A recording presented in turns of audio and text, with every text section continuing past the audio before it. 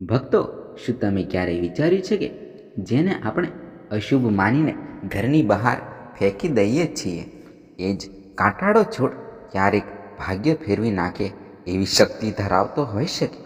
હા, અમે વાત કરી રહ્યા છીએ નાગફણી વિશે. સામાન્ય નજરે તે એક સૂકો અને કાંટાળો છોડ લાગે છે, તેથી લોકો તેને દૂર રાખવાનું પસંદ કરે છે.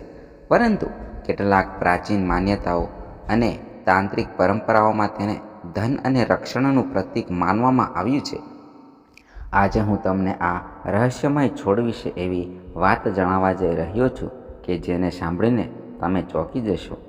પરંતુ એક ખાસ વાત યાદ રાખજો: જો નાગફણીને અજાણતા ખોટી દિશામાં મૂકી દેવામાં આવે તો તે લાભના બદલે નુકસાન આપી શકે છે. તો પછી યોગ્ય સ્થાન કયું અને ખોટી દિશા કઈ? કહેવાય છે કે બ્રહ્માંડમાં દરેક વસ્તુની પોતાની ઉર્જા હોય છે. કેટલીક વસ્તુઓ સકારાત્મક પ્રવાહને વધારતી હોય છે, તો કેટલીક નકારાત્મકતાઓને શોષી લેતી હોય છે. નાગફણીને કેટલાક લોકો બંને શક્તિઓનું અનોખું મિલન કહે છે. તેના કાંટા માત્ર રક્ષણ માટે નથી, પરંતુ માન્યતા પ્રમાણે તે ઘરની આસપાસની નકારાત્મક લહેરોને અટકાવવાનું કામ કરે છે. જ્યારે ઘરમાંથી ખરાબ પ્રભાવ દૂર થાય છે, ત્યારે સુખ સમૃદ્ધિ માટે માર્ગ ખુલ્લો બને છે. ઘણા લોકો ફરિયાદ કરે છે કે કેટલીક મહેનત કર્યા પછી પણ પૈસા ટકતા નથી. આવક આવે છે પણ ખર્ચ વધી જાય છે. માન્યતા મુજબ આ સ્થિતિ ઘરની ઉર્જામાં આવેલા વિઘ્નને દર્શાવે છે. નાગફણીને એ વિઘ્ન દૂર કરનાર માનવામાં આવે છે. એક પ્રાચીન કથા કહે છે કે એક સમૃદ્ધ વેપારી અચાનક દરિદ્ર બની ગયો. વેપાર બંધ, તિજોરી ખાલી, અનેક ઉપાયો કર્યા છતાં ફાયદો ન થયો. એક દિવસ એક સાધુએ તેને કહ્યું કે તેના ઘરને ખરાબ નજર લાગી છે. ઉપાય તરીકે તેને નાગફણી લાવી ઘરની યોગ્ય જગ્યાએ સ્થાપિત કરવાની સલાહ આપવામાં આવી. થોડા સમયમાં તેની પરિસ્થિતિ સુધરવા લાગી અને વેપાર ફરી ફૂલી ફાલ્યો. આ કથા લોકો નાગફણીની શક્તિનું ઉદાહરણ આપી કહી જાય છે. પરંતુ ધ્યાન રાખવું જરૂરી છે કે દરેક માટે એક જ નિયમ લાગુ પડે એવું નથી. ઘણા લોકો શોખથી ટેક્સ્ટ ખરીદી ઘરે રાખે છે, પરંતુ સ્થાન અને દિશાનો વિચાર કર્યા વગર. કહેવાય છે કે બેડરૂમ અથવા મુખ્ય દ્વાર સામે નાગફણી રાખવાથી ઘરમાં તણાવ વધી શકે છે, કારણ કે તેને રક્ષક સ્વરૂપ માનવામાં આવે છે અને રક્ષકને હંમેશા યોગ્ય સ્થાને જ રાખવો જોઈએ. પરંપરાગત માન્યતા મુજબ તેને ઘરની બહાર બાઉન્ડ્રી પાસે અથવા દક્ષિણ પશ્ચિમ દિશામાં રાખવું શુભ ગણાય છે, જેથી તે બહારથી આવતી નકારાત્મક શક્તિઓને રોકી શકે. જો તમને નાગફણીનો છોડ મળે તો તેને માત્ર કાંટાવાળો સમજીને અવગણશો નહીં. યોગ્ય સમજ અને યોગ્ય સ્થાન સાથે રાખવામાં આવે તો તે ઘરની સુરક્ષા અને સમૃદ્ધિનું પ્રતીક બની શકે છે. પણ આ છોડને ઘરે લાવવા માટે પણ એક નિયત રીત માનવામાં આવે છે. કહેવાય છે કે તેને સામાન્ય દિવસે નહીં, પરંતુ મંગળવાર કે શનિવારની સાંજના સમયે લાવવો શુભ ગણાય છે. જ્યારે તમે તેને બહારથી લઈને આવો ત્યારે માર્ગમાં પાછળ ફરીને ન જોવાની માન્યતા છે. ઘરમાં પ્રવેશ કરતાં જ તેના પર ગંગાજળ કે સ્વચ્છ પાણીનો હળવો છંટકાવ કરવો જોઈએ, જેથી શુદ્ધતા અને સકારાત્મકતા વધે. એક વધુ નિયમ કહેવામાં આવે છે કે નાગફણીને ક્યારેય પ્લાસ્ટિકના ટુકડામાં ન વાવવી.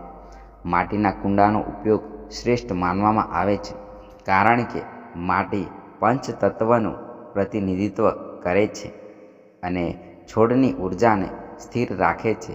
હવે વાત કરીએ દિશાની. કહેવાય છે કે નાગફણીને ઘરના ઈશાન ખૂણામાં ઉત્તર પૂર્વ મૂકવી યોગ્ય નથી. આ દિશા પવિત્ર માનવામાં આવે છે અને અહીં ઉગ્ર સ્વભાવનો છોડ અનુકૂળ માનાતો નથી. માન્યતા મુજબ ખોટી દિશામાં મૂકવાથી શુભ કાર્યોમાં અવરોધ આવી શકે છે. તેના બદલે દક્ષિણ પશ્ચિમ ખૂણો યોગ્ય ગણાય છે. આ દિશા રક્ષણાત્મક માનવામાં આવે છે અને અહીં રાખવાથી નકારાત્મક પ્રભાવ અટકાય છે એવું માનવામાં આવે છે. કહેવાય છે કે માત્ર છોડ રાખવાથી કામ પૂરું નથી થતું. કેટલાક લોકો એક નાનકડો પ્રયોગ પણ કરે છે. તેઓ નાગફણીના મૂળ પાસે લાલ કપડામાં ગોમતી ચક્ર, કાળા મરીના દાણા, હળદરનો ટુકડો અને લવિંગ બાંધીને શુક્રવારની મધ્યરાત્રે માટીમાં દબાવી દે છે. માન્યતા છે કે આ પ્રયોગથી ઘરમાં સમૃદ્ધિનો પ્રવાહ વધે છે. વ્યાપાર કરતા લોકો માટે પણ એક પરંપરા કહેવાય છે. દુકાન કે કારખાનાના દક્ષિણ પશ્ચિમ ખૂણે નાનકડો નાગફણીનો છોડ રાખવાથી ગ્રાહકોનું આગમન વધે છે અને કામમાં તેજી આવે. જ્યોતિષ માન્યતાઓ મુજબ નાગફણીનો સંબંધ મંગળ અને કેતુ ગ્રહ સાથે જોડવામાં આવે છે.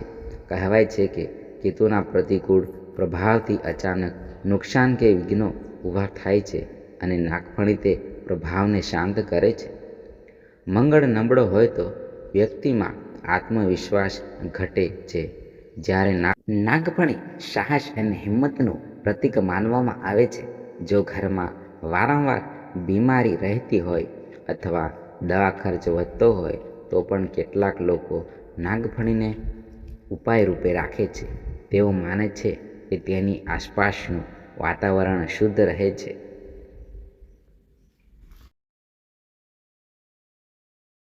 આ છોડનું એક રસપ્રદ લક્ષણ એ છે કે તે ઓછા પાણીમાં પણ ટકી રહે છે. તેથી તેને રોજ પાણી આપવાની જરૂર નથી.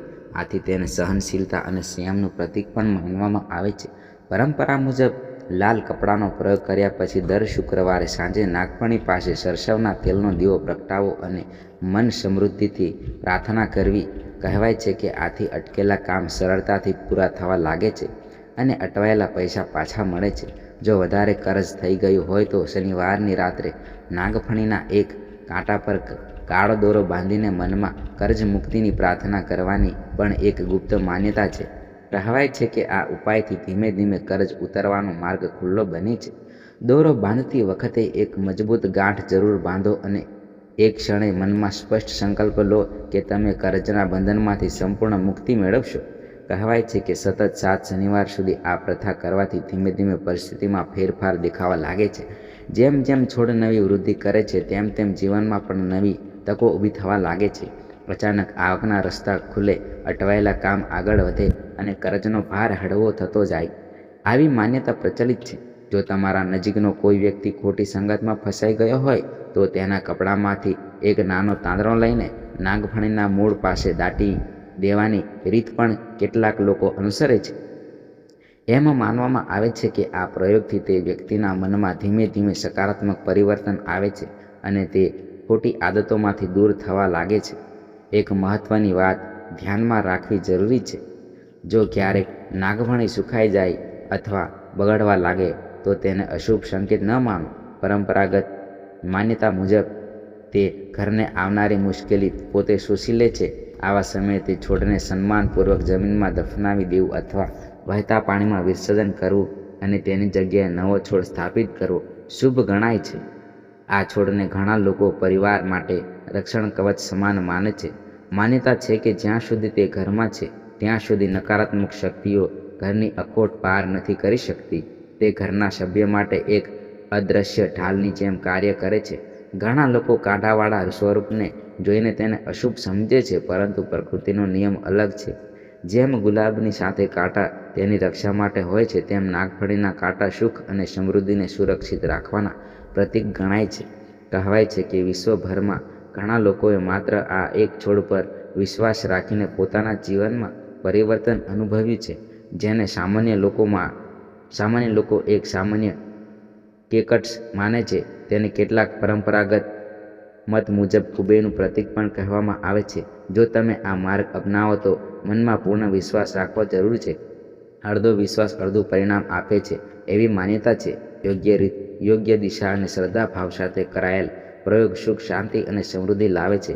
એવું કહેવાય છે કે યાદ રાખો, તેને માત્ર એક સામાન્ય છોડ સમજીને અવગણશો નહીં, ઘણા લોકો માટે તે આશા અને આત્મવિશ્વાસનું પ્રતીક છે અને ક્યારેક વિશ્વાસ જ સૌથી મોટો ચમત્કાર સર્જે છે.